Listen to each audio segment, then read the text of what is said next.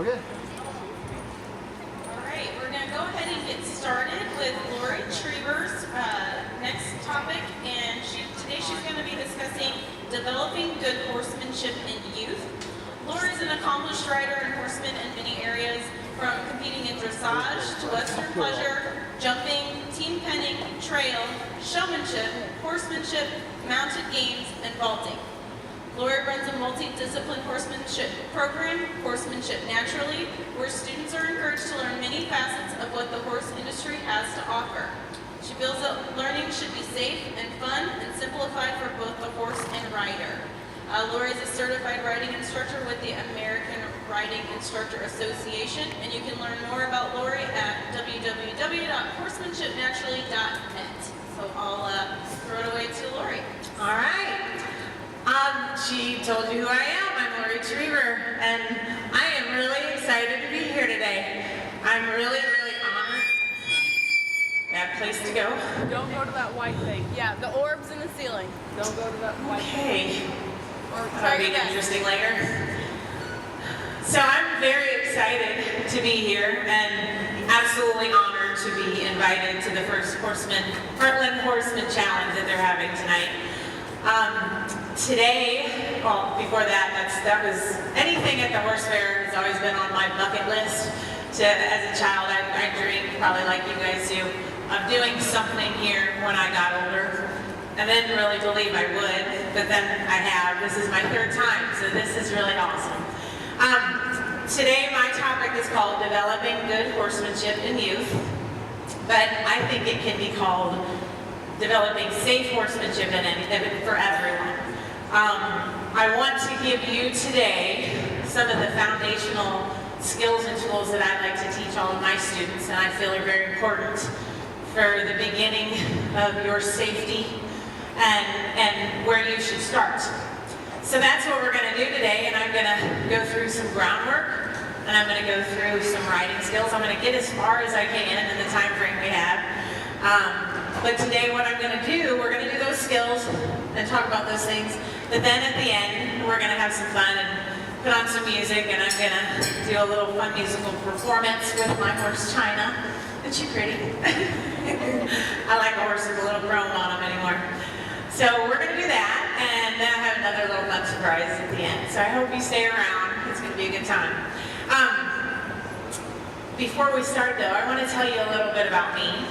I was a little girl that was absolutely horse crazy from the minute I started, and I lived in smack dab in the middle of Peoria, Illinois. I was lucky enough, though, to have grandparents that farmed at a farm out in Shirley, Illinois, owned by Carl and Ruth Becker, which were my adopted grandparents. I grew up there, and my first experiences with riding horses was actually riding cows.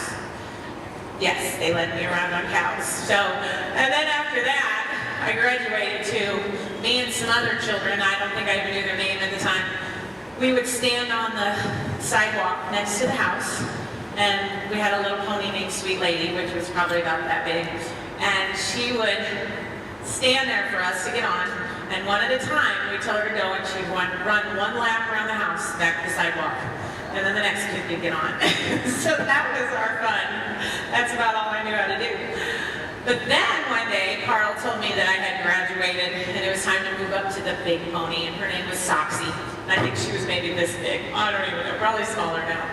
But I thought, oh my gosh, I have arrived. I get to be on this big pony and it's gonna be great. We also had, me and this little group of kids had graduated to taking Sweet Lady and dragging her down into the back of the farm, and then walking her to the end, and there was this long field that took her back to the house that she knew.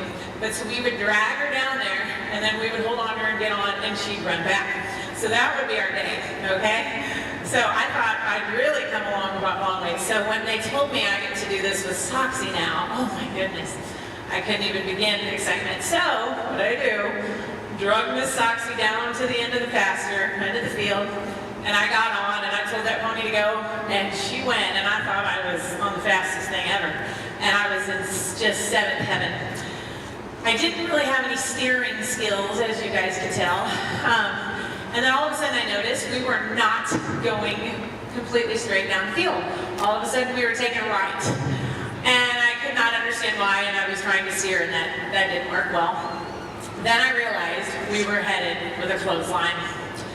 And I did my best. I think I bent over as far as I could, and my head felt like it was on my knee, and I prayed, and I waited.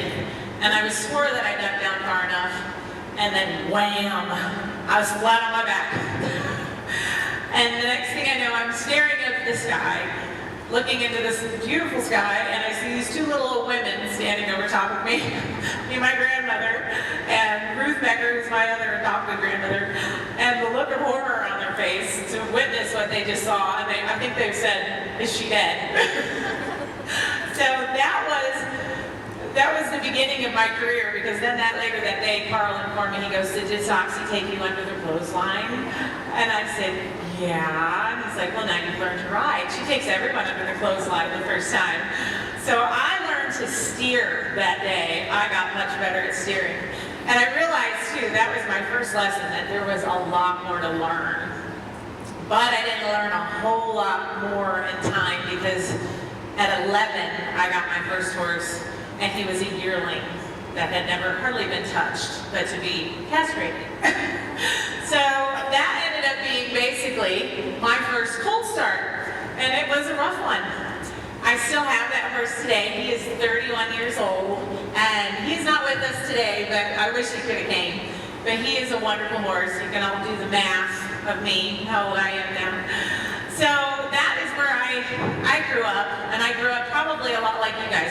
Actually, I think most of you have more education, thankfully, than I did, and that some of us in the arena did.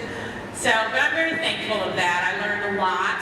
I learned a lot about how not to do things when I grew up. I then proceeded and realized I wanted to be a teacher, and I wanted to share this with every person that would want to do this with me. So at about 15, I started teaching lessons. I really don't want to know what those might look like now, but we made it through somehow. And I have been a riding instructor ever since. My mom made me go to real college, and I did. And I became a graphic artist, but I stopped and became a horse trainer just like I wanted to anyway. So follow your dreams, kids. That's all I have to say.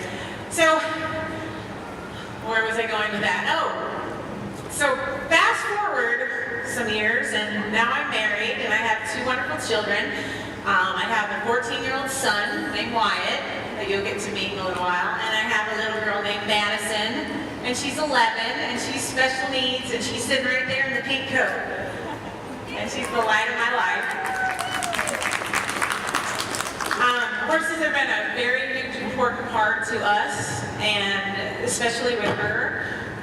She didn't walk until she was about 2.5 years old, and the doctors didn't know if she ever would. They told us, we don't know that she will walk. But I had faith that she's just going to do it just a little later than everybody else. But how I actually got her to walk, and how she was motivated to walk, was so she could see her horse Blitzen, which is my yearling horse. My first colt start is her pony now, and he takes excellent care of her. But I would put her at the end of the arena, or end of the highway, and she'd have to practice walking to him if she was going to ride. So that's how she learned to walk. So we are so blessed to have these wonderful animals in our life. Back in December, I got invited to be in this challenge, and oh my goodness, that day, you can ask my friends when I was invited to that, I was a little crazy. That was a little bit of an emotional day. It was exciting and terrifying all at the same time. But it's been a journey, this 3 months of thinking about this, and having a dream of doing something so cool, and also being recognized for what you've accomplished so far. That's a very neat thing. But it also sort of balled everything up in one. Last year was a very emotional year for me. In May 30th of 2013, I had to witness a pretty horrible accident. It's the worst accident I've ever witnessed with a horse. And it happened to my son. He was getting on his horse for a lesson with me, and he went to get on, and he managed to kick his horse somewhat in the side, I think, when he got on, and his horse spooked and took off running with him. And my son didn't really do what I had taught him to do, being the 13-year-old that he is, but he tried to stay on, and he didn't, and he galloped for some time, and fell off and hit the ground extremely hard, and he did not move. And he did not move for about 5 hours. He was knocked unconscious, and he had to be taken to one hospital and airlifted to another one. And basically, the doctors told us that he had 2 brain bleeds, and that his brain was sheared from his skull. So you can imagine what that was like for a mom, being the teacher, and having that happen to your child in front of you. But the one thing I will tell you is my son is here, and he's alive, and he will come out in a little bit. The reason, though, that he is here is because he wore his helmet, okay? And if there's anything I want to teach you first, none of us can predict how we're going to fall off. And none of us can make positive that this won't hit something. My son had a helmet on. He was in an arena like this. It was soft sand, okay? And he fell off and hit his head and had that happen. And 5 neurosurgeons came and were just absolutely amazed that he was alive. And he should not be if he didn't have his helmet on. They said he absolutely would be dead. So I know it's not an easy choice to make, but that's what it is. But I want to back up even further than that. Back before I even had my son, when I was in Equus 4-H, we had a meeting once and we had a guest speaker come. And she came to talk about helmet safety, and she brought a video that's called Every Ride, Every Time. And I was absolutely taken aback when I watched that video. And from that day, I decided my kids are going to wear a helmet. And I was going to wear a helmet. I will tell you, I haven't every single time faithfully wore it, but I do now. I absolutely do now. But I want to acknowledge Betty here. Betty is here, so I would like to stand up, Betty. I honestly give this woman, I thank her from the bottom of my heart, because if she hadn't been there that day and shared that with me, my son probably would not be here. So it's because of her she did that. So step out and mentor. Yes, let's give her a hand. She didn't have to do that. She went around and she's pushed helmet safety for a very long time. And it's now a whole lot more normal, okay? So that's the first thing I want to teach you, okay? Okay, so now, before that, that's an exciting thing. Troxel Helmets wanted to get involved with this, and they have donated 4 helmets for us. So tonight at the challenge and at every one of the challenges this weekend, we're going to give away a free helmet. So if you go up to our booth and you fill out a wrap for a little ticket, we're going to pull out a name for a free helmet. So who can beat that? All right? All right. So let's go ahead, and I want to get started talking about what I would like to do with my horse and what some of the things that you guys are just starting out. And even if you're not, sometimes we have to look back at the beginning stages and maybe add some new things or start with some new things. So the first thing I want to talk about with being safe with our horse is we have to first learn how to keep our horse out of our space. Have you guys heard that before? I've learned it the hard way. But we have to learn to keep our horse out of our space, and a lot of people still don't understand what that is. So if you have room, do this. Take your hands and go like this if you have room, okay? And if you notice, there's this circle around you. Okay, this is your space bubble, okay? This right here, this horse should not enter that at all without your permission, unless you invite him in, okay? I want you to learn to guard the edge of that wall as if your life depended on it. Sometimes it does, okay? So, we're going to talk about that. I want you to also see I carry a stick, a training stick. There are lots of different tools. There's flags, there's sticks, there's even using the rope. I like to teach my people, my students, when they first start to use a training stick for the main reason that I can put a lot more space in between my horse, and I can reach out and put pressure on her at a greater distance, which again, keeps me safer, okay? As you get more advanced, absolutely practice using what I call a flag. That might be a stick that has a little plastic or a cloth on the end. That's works wonderful too, but you have to get a little closer, okay? And then you can practice using the end of your rope, okay? But you want to make sure you have your skills, you want to make sure you have enough respect with your horse, because sometimes they get close. Sometimes they get close, sometimes they kick out when you work on this. So I like a nice long training stick for you to, as your starting tool, okay? So now, with asking our horse to be able to stay out of our space, although you see China knows this pretty well, she's not pushing on my space too much. Well, she's like, maybe we'll walk in without being invited, so that's a good thing. So here's one of the things we're going to talk about. This is, to me, like if I have a really, really pushy horse that literally wants to come and get in my space right now in a very troubling, threatening way. And threatening to me doesn't mean that he's just wanting to eat you. It could mean that he's so terrified that he wants to come stand and get in your lap, okay? So it doesn't matter what it is, but if it's threatening your safety, they need to be farther away from you, okay? You can grow your space bubble and make it as big as you can. Now, like I said, some really dominant horses, they don't care if you put pressure in front of their shoulder, or if you put it, wiggle a rope, they don't care about that. Sometimes you actually have to do like a windshield wiper in front here, okay? And really block your space, okay? So having these different ways where you can practice that and go, sometimes I want to go, what if I just ask you with my rope and put energy in my rope? Can I do that? Can I use my stick here? Can I use my stick here, okay? But number one, depending on how threatening your horse is, be sure to match their energy, okay? So if I have, like, see how China a minute ago, she just slowly stepped in one step.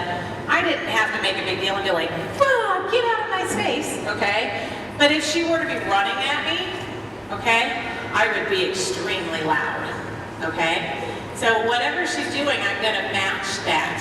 And I like to sometimes think about when I use my pressures, I think about them in stages, or like think about volume. Volume 1 is really soft, volume 10 is very loud. So you can think about, I'm gonna ask very soft, so soft would be little, and raise up the volume if you need to, okay?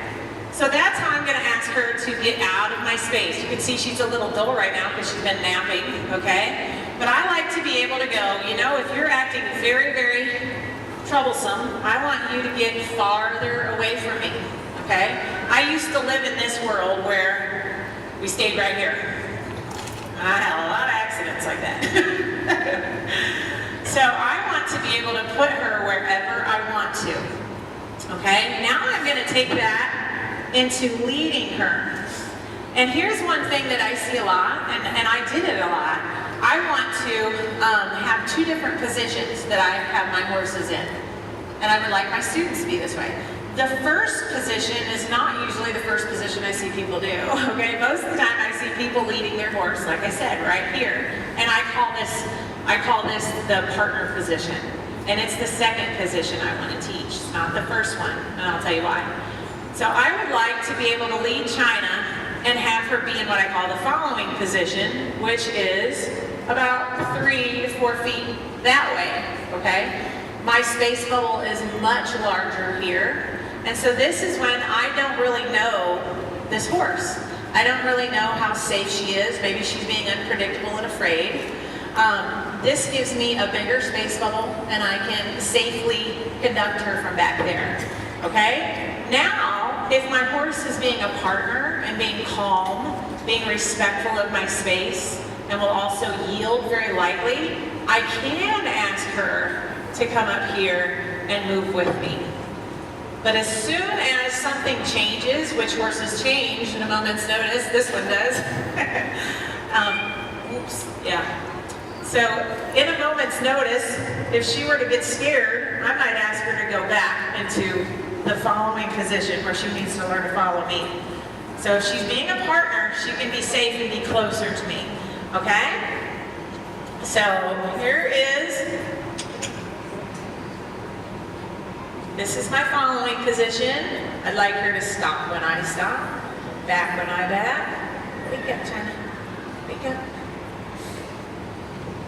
Now is anybody alive? It's funny because as I teach my students these things, then I see some horses that get to where they're like, yeah, I'm gonna stay out of your bubble. And they stay back there and they don't want to come with you, okay? And And then it's like we're dragging those horses. So here's a little fun trick for you guys to think about. A lot of times I see people when their horse won't come with them, they're up here, they're going, come on, and they're pulling. China's too good. But what I tell people to do, I say, take your lead rope and hold it like you're gonna push the grocery cart. I have fun little stories. Oh, my kids love all my little analogies. So if you hold your rope like this, when you go to walk into it, you're gonna be a lot more effective with your hand here, and your horse is gonna give to that space. So if you have a horse that doesn't wanna lead up, that's how we're gonna do that. And then if they still don't want to lead up, we can take our rope and then bring this hand back and drive her up here with you. So that's another little trick. Now I'm going to go into a little bit more of what we need to do to control our horse. With a horse, the fundamental movements that we need to be able to do are forward, backward, and left and right with the hindquarters and the forequarters. So I'm going to start with the hind feet. Has anybody ever done that before, where they wheeled a hind foot around? It happens to be an amazing tool, and it can not just help you get control back, it also can help you to settle the emotions back down in your horse, okay? So here's what I'm going to do. If I want to get her hind feet to move left and right, I'm going to take my hand here, because again, I have to block my space bubble. So this is here to say, this is my space, don't come in it. And I am going to walk in a half circle from here towards her hindquarters. It's like, oh, I know where you're going. Or you can think about putting the letter C on the ground, okay? So here I'm going to go, and I'm going to put pressure, just like I was doing, with my tool, until I get those horses' hind feet to step across, just like that. And again, I didn't say this enough, make sure that you relax your horse and you come in here and re-establish that you're not going to hurt them with these tools once you have to start using them. So let me talk and ask her again. So you see I'm walking in like a half circle.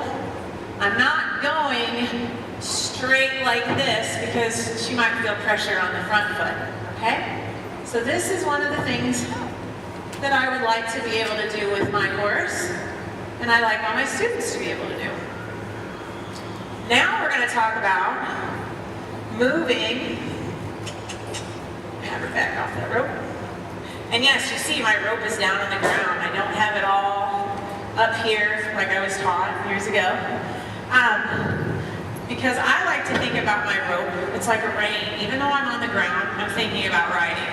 And so when I have a rein in my hand, I slide up and down that rein. I don't wad it all up and hold it up there, okay? So it's the same way here. So I don't mind that being on the ground, but I do have a problem with if this is on the ground. I see this happen a lot of times with my kids, and I try to teach them, protect the rope between you and your horse's head, because this is your relationship. And if you go and step on it, or you let her step on it, when she's trying to trust you and be with you, it's not going to make sense to her, and she's going to be very skeptical of you after that. So protect that part of the rope, no matter how long or short it is. So if it's short, you have to be soft as well, okay?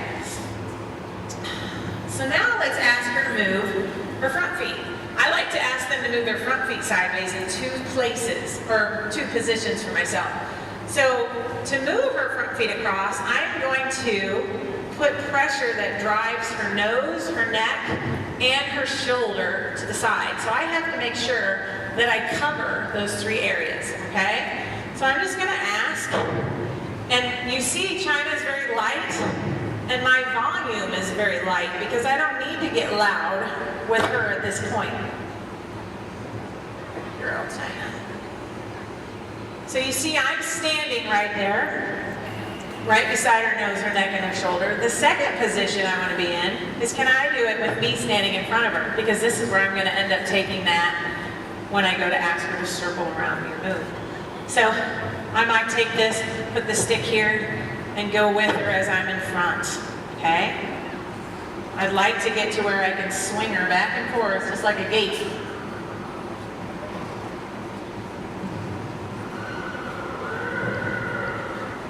you see, we have control in all directions of the horse. We can ask her to go forward. We can ask her to go backward. We can ask her to go left and right with hind feet and front feet. And I'm sure you guys are going to witness us doing these things with these horses tonight and installing these types of control buttons. Okay, so now what I'm going to do is I'm going to take this, what I just sort of built with China, and put it on a circle. And I'm actually going to take it over here to this box of poles because it gives you guys a good visual of your safety, where the horse should be, where he shouldn't be, okay? So I'm going to come on over here.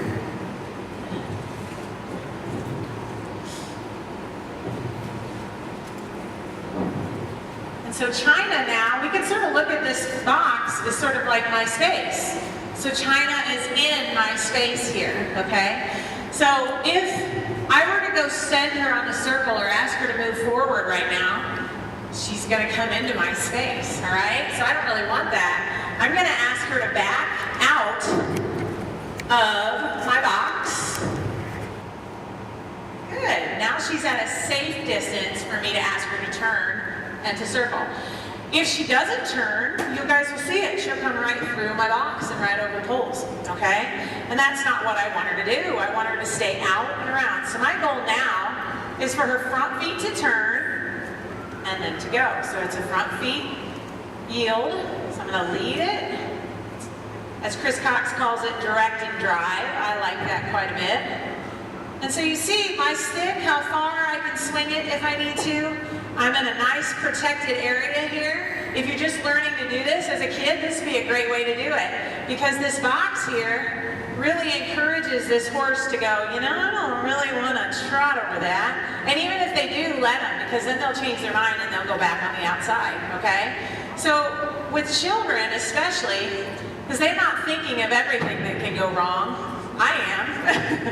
But I like to do things like this that keep them safe while they learn, because they're not going to be able to think of everything. Okay? So now, if I want to stop her circle, I'm going to ask her to move her hindquarters like I did. I can walk out of my box if I need to, but with China I didn't need to that time. All right? And she stayed out there, which is fine, or she can come in if I invite her in, just as long as she's being very respectful. Back out, so I'm going to say front feet to the right and continue on. And a lot of times as we go on, we even like to see our horses bend their body to match the curve of the circle. And if you see, China's not always doing that. So this tool of this box here can even help me as well.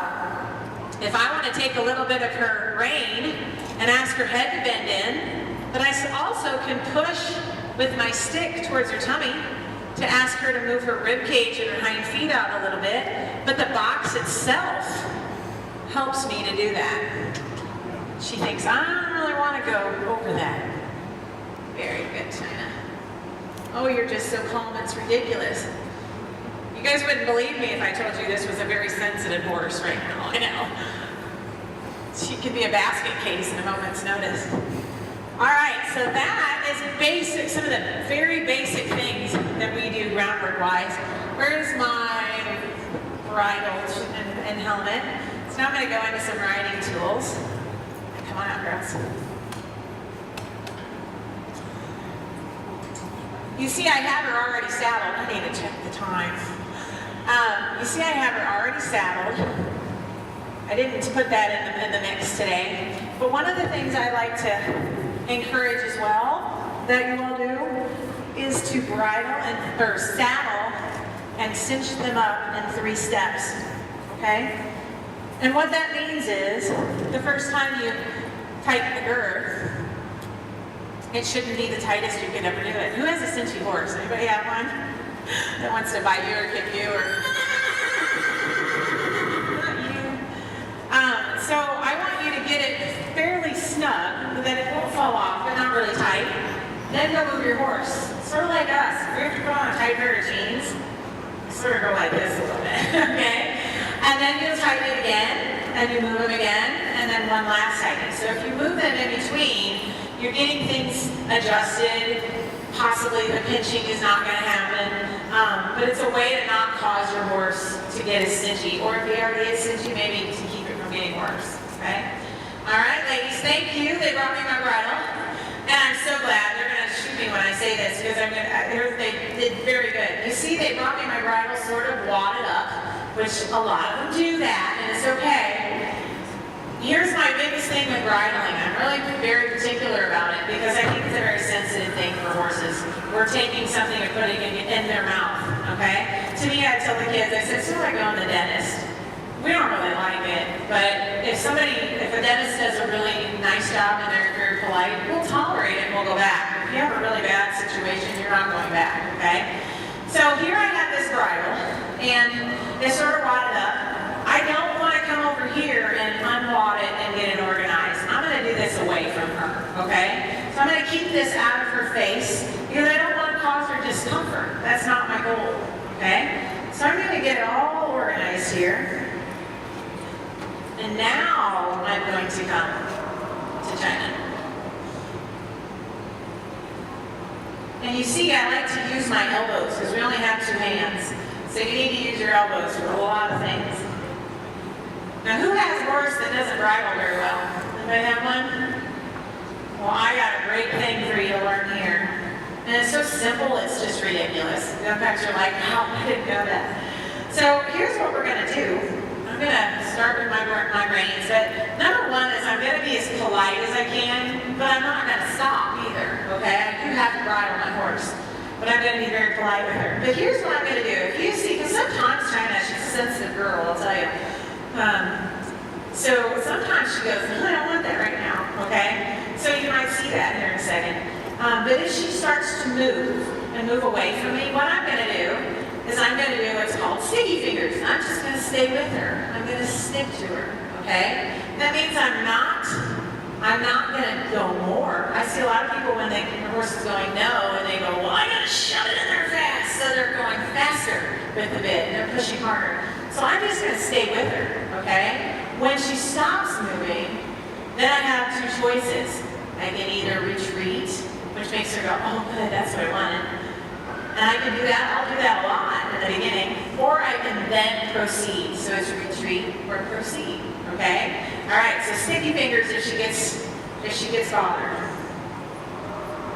So I'm going to come here.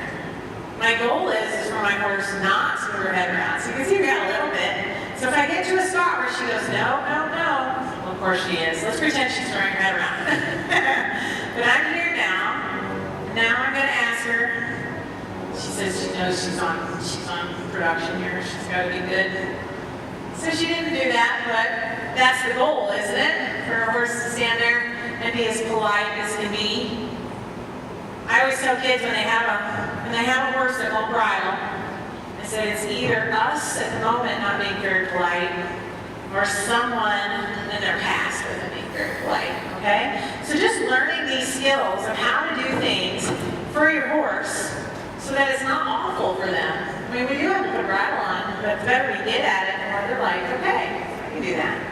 All right, so now I'm gonna get rid of my halter here. So now I have this bridle on, and this is just called a working Makati bridle. And you see these types of reins, they're becoming more popular. I absolutely love them for general, everyday riding, especially lessons. If you guys see, I like to make marks on my reins here. And you see I have red marks right here, and then I'm going to have some other colored brown back here. And those are just going to help to signify, like if you're learning to ride, some spots that you need to know to go to. So a lot of children need those reminders and they forget in a pinch. So those are why I like to mark my reins.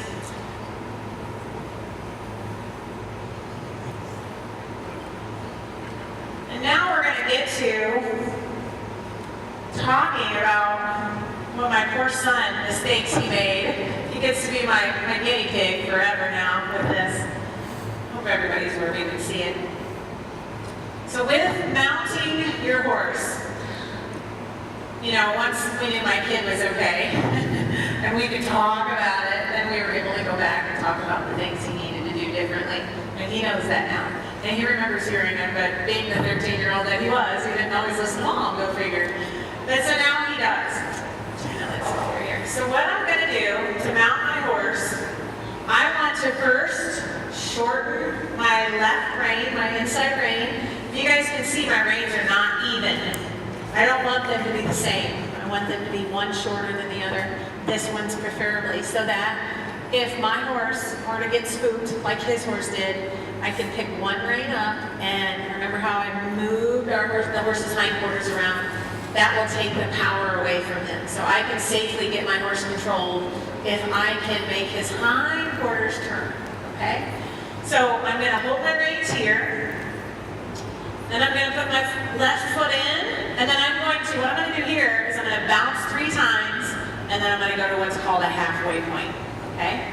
So I'm going to go 1, 2, 3, and I'm going to go to here, okay?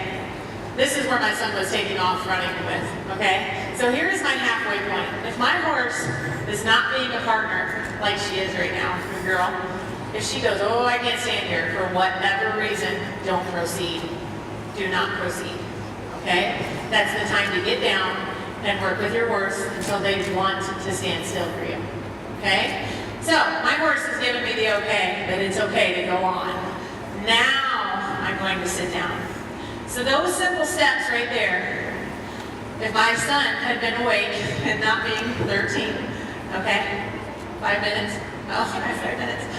If he had not been awake and been thinking about what was on his iPod and what video game he's going to play and what he didn't eat for lunch already, he could have thought that. But that's a kid, okay? And I'm just so glad that I have a second chance, and he has a second chance. And he now knows this. So if you guys can just take these simple steps, you might save yourself. I am a very big fan of this horse needs to stand still. I want you to be black and white with that, okay? Don't let it sort of happen, okay? Don't like, oh, 1 step is fine, or 2 steps. Pretty soon it's a trot off. If you're telling that horse it's okay to do those things, why can't he canter off? Why can't he turn left? Why do you want him to go straight? He can do all those things. So start it right here. He needs to stand still. If he can't, work with him until he wants to, until he can. Okay? Next thing I would like to talk about, has anybody heard of a one-rein stop? Yes, so that would have been another thing that my son could have done. But very interestingly, you know, I had somebody tell me one time, you know, because I taught, you know, this is how you do a one-rein stop. We're going to bend our horse around. Back to my reins, you see the red down here. That's where I slide down for my bend. So that's why red means emergency. So that's why I have red on my reins for my kids. So they go here, okay, to bend that horse around to stop them. But the one-rein stop looks like this. We all thought, oh, we got to work on bending this horse's head around. Bend this horse's head around. And if he's going to bend his head around, you can stop him. But there's a big key element that people don't get, and I figured this out because I had a gal tell me this. She said, one time I was riding and this bird flew up and my horse freaked out and I did the one-rein stop. She goes, but he didn't stop. He just ran in a circle. It was terrifying. And I realized, she thought, oh my gosh, terrifying situation. All I gotta do is bend the head around, boom, that horse is calm again. Okay? That's not how it works. Okay? So here's what you have to learn, is that it's not about stopping. It's about moving these feet. Okay? So don't think stop. Think move. Okay? These right here. So I want you to practice bending your horse around, but asking your horse to yield their hindquarters. It's called untracking the hind feet. Don't think so much about this if you're not thinking about this, okay? This moving sideways is what's going to save you. And if a horse is terrified, like if she got real scared right now, she would be like that. But I would keep doing it until it went, and it started to slow down. I would let all that energy come out of her moving feet. So they are going to move. I want you to move. I don't want your horse to freeze and stop. So you need to practice going, bending for the one-rein stop, but telling your horse's hind foot to move. I'm telling her to move with my leg. And as soon as I want to allow her to stop, there's my one-rein stop, when I allow that to happen. when she's ready to stop. Okay, so that's very, very important. Am I, Amy, where are we at on time? Is it time? Okay. Well, I didn't get to a whole lot of writing. Oh, that's not going to go so well when I'm trying to write her here in a minute. Does that need to be on, that microphone, in a second? Because I'm going to take that one off. Okay.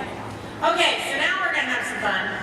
I love this horse dearly, and she's so fun. And I've had a blast with her. I don't really show her hardly anymore, but she's such an interesting horse, and she's so challenging that she keeps me rocking and rolling all the time. One day I'm just like, oh, that's the coolest thing. Another day I'm like, oh my gosh, I don't know which way is the head, which end is the tail. So she keeps me very much on my toes, but I've had so much fun with this horse, so I'm really excited to sort of show you what her and I do.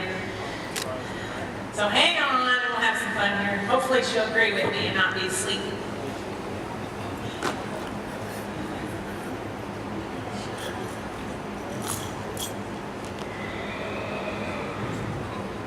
Rip her off.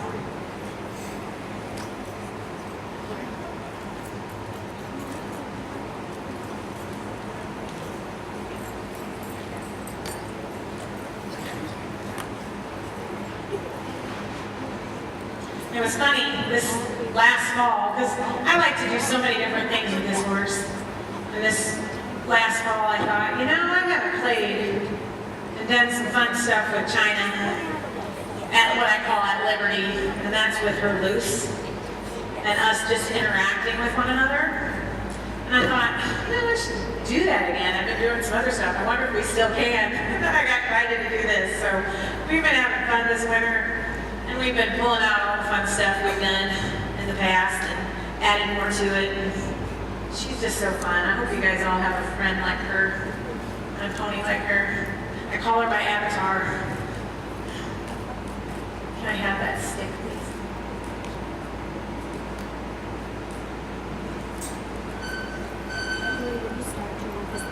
I think I want this off because I don't want to go over that and have that happen. Can you just take it off?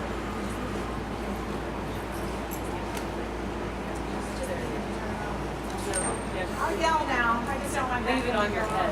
Just leave it on your head. Okay. All right. Good.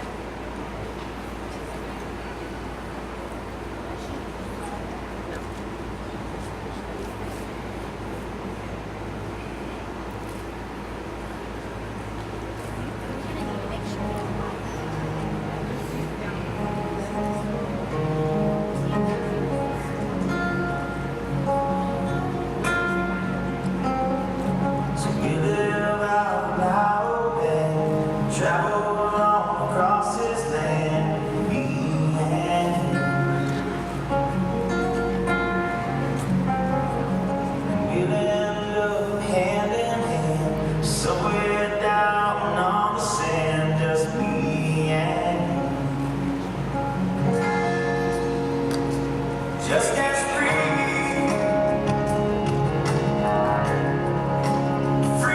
as we'll ever be.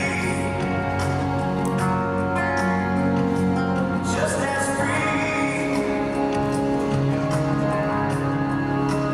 free as we'll ever be.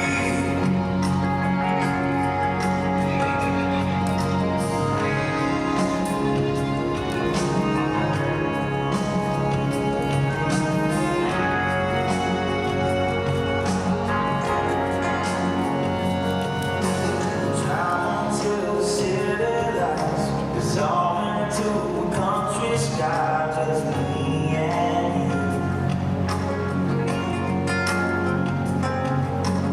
Lay underneath the harvest moon, do all the things that lovers do, just me and you. Just as free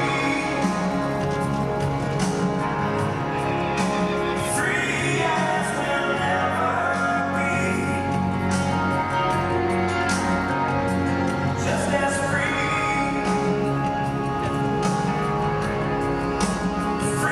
as we'll ever be. And never be.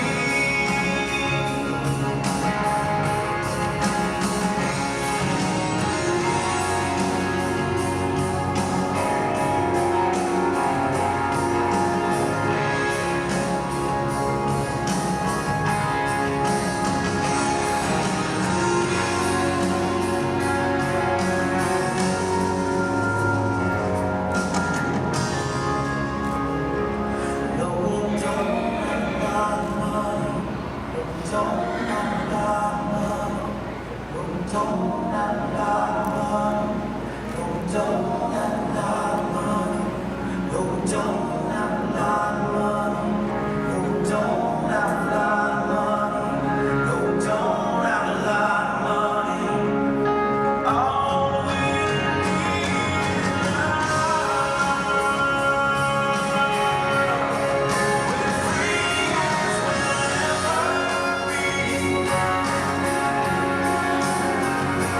just as free.